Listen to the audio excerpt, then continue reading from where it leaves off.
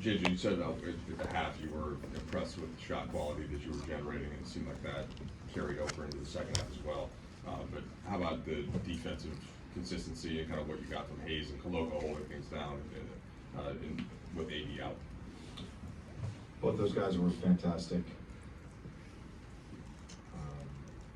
Partially because I lived it as a player early in my career. There's a testament and an example there for just being a professional and staying ready. Jackson was available the other night for the first time in a month and kind of DNP, and then a game later he's starting and making a huge impact. And Christian wasn't in uniform the other night and then comes in and ends up playing, close to 20 minutes, and that was probably his best game of the season. Not just because he scored, but I mean the offensive rebounds were huge. He was very consistent in executing our pick and roll coverages. So excited for both those guys that they had big time games for us. JJ, I asked you about the supporting cast pregame, and Max comes out, has a career high 28 points, career high 5 threes made. What did you see from him tonight offensively? Yeah, I'll start with the beginning of the game. I thought our defensive spirit and our physicality, which is something that we really emphasize pregame, it just, it was one of those things where you're just kind of trading baskets. We're generating good looks. We missed some shots, and we gave up a 31-point quarter. I didn't think his first run was good in terms of his defensive disposition. He also took 2 mid-range shots, and I wanted to really break his neck. And when he got back in the game, I thought his career night started with changing the disposition on defense. And the other thing is, we talked about him developing as an initiator for the offense. Because we're down on ball handler right now. We probably had 10 to 12 possessions where he had to bring it up, including some possessions late game. There were 2 close calls, but he didn't have any turnovers on those plays. I thought that was big. Again, for him and his development, just getting him in these situations, I think is huge. I think you guys know how much I believe in Max, and just happy. He's been building now for several weeks, and he had a 3-game stretch around Christmas, and then to come back tonight and have his career high is just awesome. Yeah. JJ, without AD, obviously guys knew they had to do more, but when did you really see it kind of from LeBron? Was it simply shot making that sort of propelled him, or I guess, and what did you make of his night? Yeah, I mean, he did it in a number of ways. I like when he's a willing 3-point shooter. We showed one clip from Cleveland the other night where we created an advantage and he got a kick-out pass and dribbled and ended up swinging to the corner, and ended up being a dead possession for us. So we want him aggressive, shot ready from 3 just as much as we want him aggressive to get downhill and put pressure on the rim. He's just fantastic.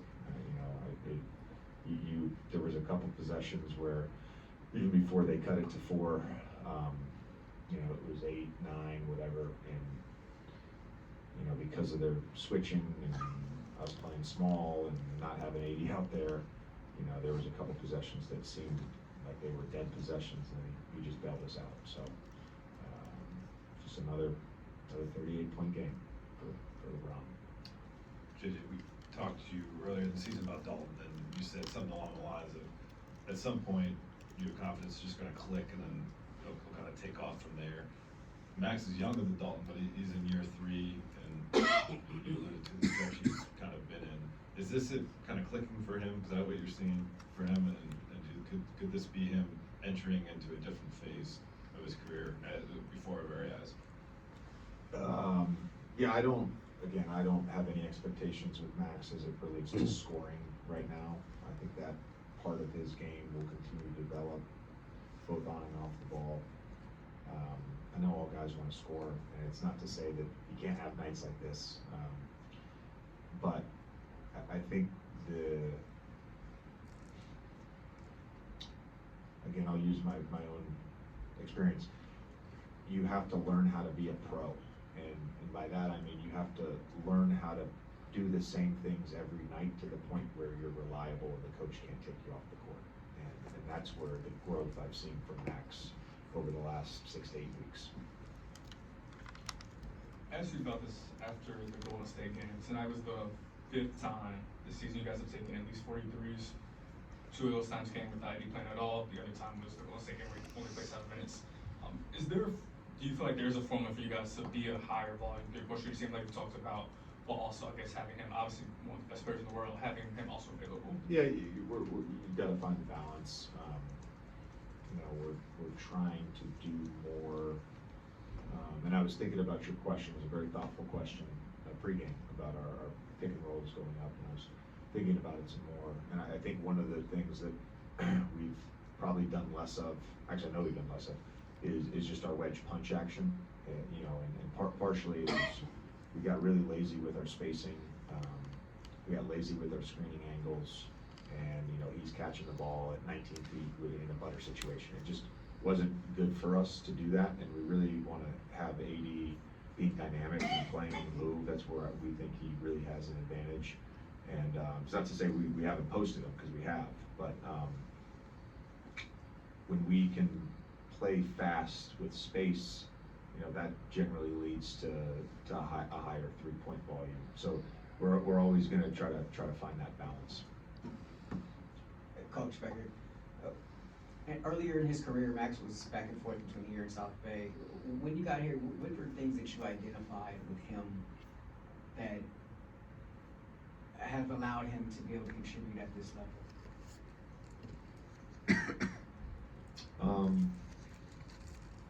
Would say Dan's not going to be happy about this, but I'm going to reference Mind the Game.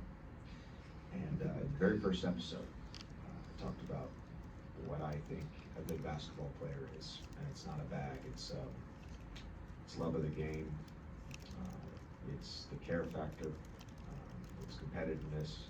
It's basketball IQ. And being around Max for most of the summer, that stuff jumps off the charts. And so when you have that inherently, as a coach, you just want to pour into him.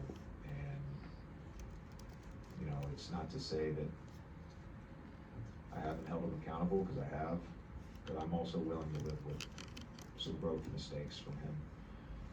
Just like I am with Dalton, and when Bronny's in the rotation, I'll be the same way. It's all our young guys. You've got to be willing to live with some mistakes and allow them to grow. But if you have those characteristics, it makes me want to pour into you. Yeah. You can talk about your podcast whenever. Totally good with it. Portland has some defenders that on paper would present challenges for a player like Austin. The types of guys that have given him some issues, athleticism, length. How did you think he navigated that? And did you see a more distribution mindset from him? Well, he got 15 jacks up, which is probably just above season average. I think early on, I told Mike this at halftime, it's a sign of respect that Kamara started the game on him and not on LeBron.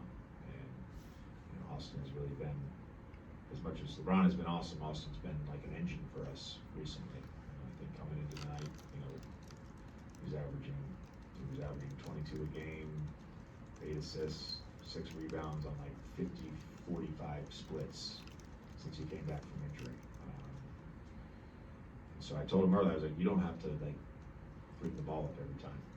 Let somebody else do that. Don't waste your energy. I thought he had some good looks, from 3, and then he was just like he normally is, just very dynamic, both on and off the ball, which created advantages, and he made a lot of terrific reads tonight and got his teammates really good shots. Let's go.